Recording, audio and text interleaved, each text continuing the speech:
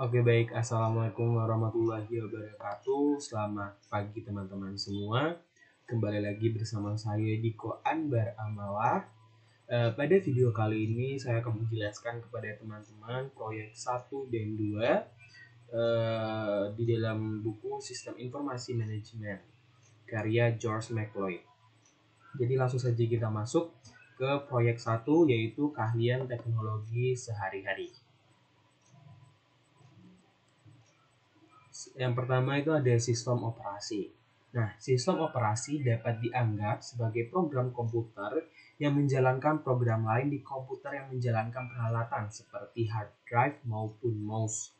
Nah, program ini memiliki utilitas, yaitu program kecil yang mampu menduplikasi file, menginstal peranti lunak aplikasi baru, dan mengatur tampilan desktop komputer. Lanjut, ada Microsoft Windows. Nah, Microsoft Windows ini adalah sistem operasi yang paling populer untuk mikrokomputer. Windows sudah ada sejak tahun 1981 dan telah mengalami banyak perubahan yang mencerminkan kenaikan kemampuan komputer yang keberagaman perangkat yang dipasangkan ke dalam komputer. Lalu ada sistem operasi yang lain, yaitu Microsoft bukanlah satu-satunya vendor yang menawarkan sistem operasi untuk mikrokomputer. Komputer mikro standar dapat menggunakan sistem operasi Unix. Selain itu, Apple Computer membuat Mac OS X, yaitu sistem operasi yang mirip dengan Unix. Namun, sistem ini tidaklah gratis, melainkan hak milik Apple Computer. Kemudian terdapat Linux yang merupakan varian lain dari Unix yang tersedia secara cuma-cuma dan semua orang dapat menggunakannya tanpa membayar biaya apapun. Lalu ada peranti lunak aplikasi. Manajer dan profesional menggunakan kelompok produk Microsoft Office untuk menyelesaikan tugas-tugasnya. Seorang manajer dan profesional harus memikirkan mengenai peranti lunak pada mikrokomputer. Sementara itu, para profesional sistem informasi memikirkan mengenai program-program komputer di server dan mainframe mereka. Lalu ada identifikasi, yaitu salah satu alasan banyak organisasi besar berusaha untuk menstandarisasi peranti lunak aplikasinya dan versinya, yaitu untuk meyakinkan agar semua orang di dalam organisasi tersebut mengerjakan dokumen yang dapat bekerja dengan baik satu sama lain. Ada pembaruan, yaitu kebanyakan pembaruan aplikasi akan meningkatkan efisiensi operasional aplikasi tersebut. Beberapa dari pembaruan ini dapat memecahkan masalah-masalah keamanan. Namun pembaruan jenis ini tidak sesering pembaruan keamanan untuk sistem operasi komputer. Lalu ada melacak perubahan.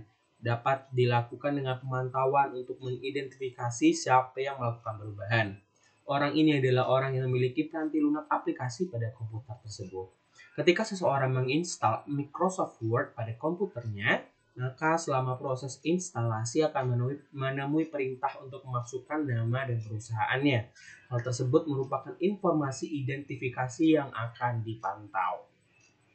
Lalu ada perlindungan kata sandi. Kata sandi dapat diberitahukan kepada rekan kerja melalui telepon atau melalui cara yang lain selain email. Dengan cara ini, meskipun dokumen tersebut salah sasaran atau dicuri hacker, akan sangat sulit bagi seorang tersebut untuk melihat dokumen atau lembar kerja tersebut. Lalu ada virus dan spyware, yaitu merupakan masalah yang sangat serius.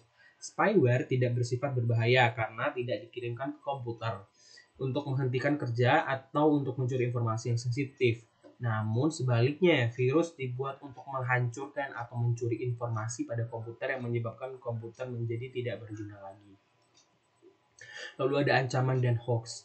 Istilah phishing digunakan untuk menggambarkan email yang meminta informasi yang sensitif dengan cara menyamar sebagai permintaan yang sah dari suatu organisasi. Dan ini merupakan salah satu ancaman dan hoax di dalam komputer ya.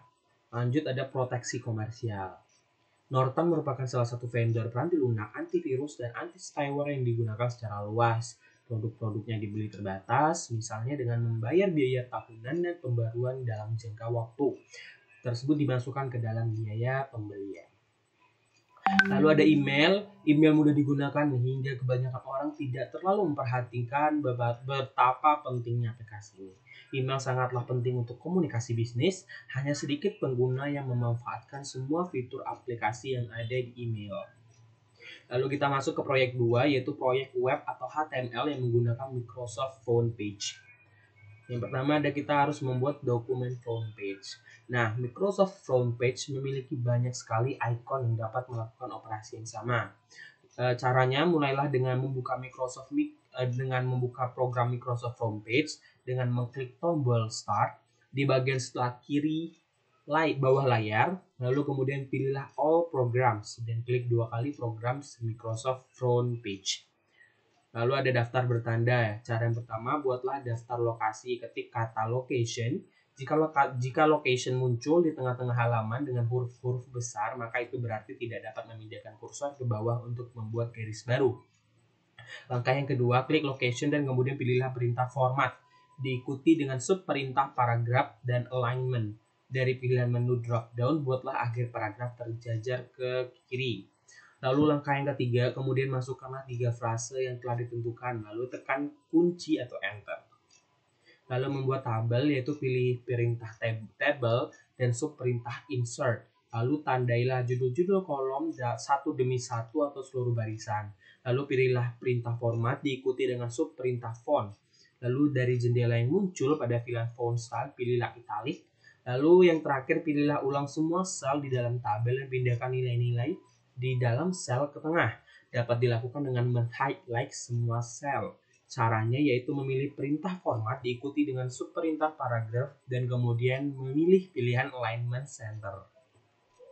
Lalu cara menambahkan gambar yang pertama, geserlah kursor 2 baris di bawah tabel, lalu klik perintah insert diikuti dengan subperintah picture, lalu pilihlah clip art. Lalu setelah itu memasukkan gambar tersebut, tekan kunci enter atau enter ya. Lalu klik 2 kali untuk membuat halaman web bergerak turun. Lalu yang ketiga, klik tombol picture option, lalu pilihlah format file GIF. Lalu yang terakhir, klik OK dengan nama file yang baru. Simpanlah secara berkala. Hal ini disebabkan karena jika suatu masalah komputer terjadi, semisal mati listrik, hasil kerja yang telah kita buat tadi akan hilang. Lalu kita cara membuat daftar bernomor, yaitu pertama masukkan kalimat why order from us pada halaman web tersebut. Lalu tekan enter untuk mendapatkan garis baru, lalu pilih ikon daftar bernomor dan masukkan 3 alasan, yaitu pengiriman cepat dan tekan enter. Lalu membuat link halaman web. Bagian akhir dari contoh adalah untuk menciptakan 3 jenis link, yaitu sebuah link untuk alamat email, sebuah link untuk halaman web lain, dan sebuah link untuk bagian lain halaman web tersebut. Membuat link memberi kesempatan bagi pengguna untuk pergi dari satu tempat ke tempat lain.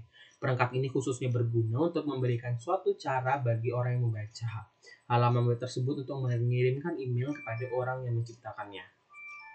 Lalu melihat web yang telah dikerjakan. Nah, di bagian bawah layar front page terdapat 3 pilihan, yaitu normal, HTML, dan preview. Klik preview, maka akan terlihat bagaimana halaman web akan ditampilkan pada browser. Lalu sekarang waktunya untuk melihat apakah contoh yang telah dibuat bekerja dengan baik. Halaman tersebut tidak harus terlihat persis. Perhatikan bahwa teks tersebut terbentuk dengan huruf miring pada halaman web. Lalu ada kelebihan dan kekurangan front page. Yang pertama ada kelebihan front page, yaitu membuat halaman web itu dengan mudah. Lalu komputer dan penanti lunak semakin murah. Lalu sementara itu biaya gaji dan upahnya akan menjadi tinggi.